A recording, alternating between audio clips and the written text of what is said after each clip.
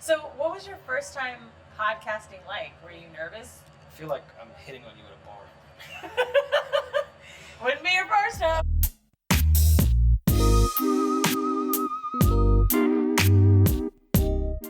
Another first time with one of my favorite people, Rory McFarrell. So, It was racist. It's just Farrell. it's not Mick Farrell? No, it's not McFarrell. Oh shit! Keep this though. No, because they call you When McNasty. was the first time you were racist?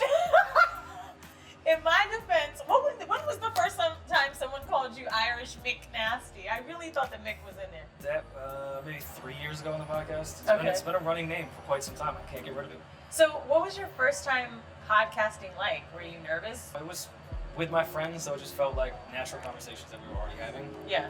Doing other people's podcasts, yeah, it was a little nerve-wracking when it started because I was like, I don't know if I'm gonna mesh with this person or what I'll even want to talk about with this person. I could be a shitty guest. Your first time on my podcast was crazy. Yes. Whole world found out that I like to get my ass licked. Okay. He likes to get his ass licked. Sorry, I don't know if you heard it. Tell us about your first time trying cannabis. Do you know what form it was in? Did you smoke it? Do you remember? This was in 2002. I don't think there were strands yet. It was either just weed or not. I was like, probably 12 years old. You were 12? The first time I tried it, and then I didn't smoke or use cannabis for a couple years after that. But yeah, I was the youngest person on my block, and all the guys were smoking weed, so they gave me a hit. I'm still a little fucked up from the dinner we had on the episode of Sex Sells, I'm but high as shit right now. your first time managing an artist, you've been managing the group Emotional Oranges. They have their second album coming out, am I right? Yes. Yeah, tell us about that. How do So- you mean? Sorry, I'm still high. What's Orange? No. I found them on SoundCloud maybe like 2 years ago. I played one of their songs on my podcast. They reached out just to say thank you. I ended up getting cool with them. And we slowly started to form an actual business relationship rather than me just playing their music when I can. How do you manage an artist? What do you do?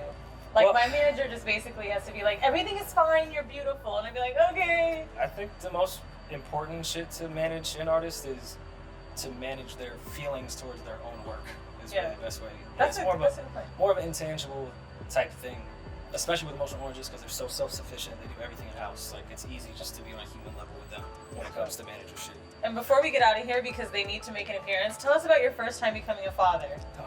I never knew love. Is this your first dog?